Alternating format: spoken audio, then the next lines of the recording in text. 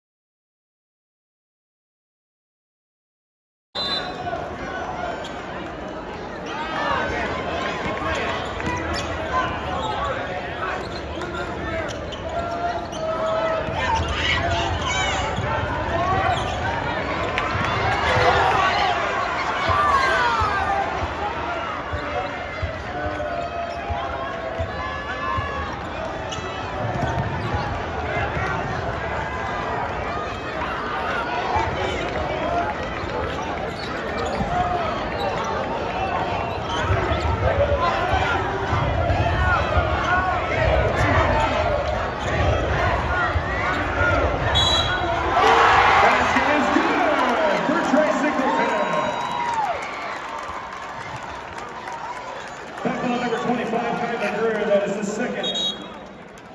First on the Wildcats.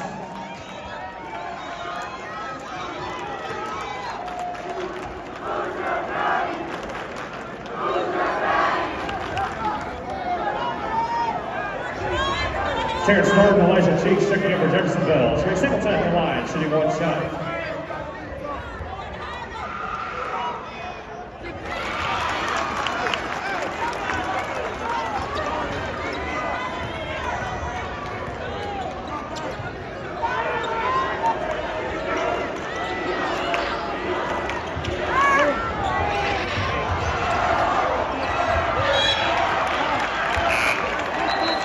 And for the Wildcats, number 3, Brennan Miller.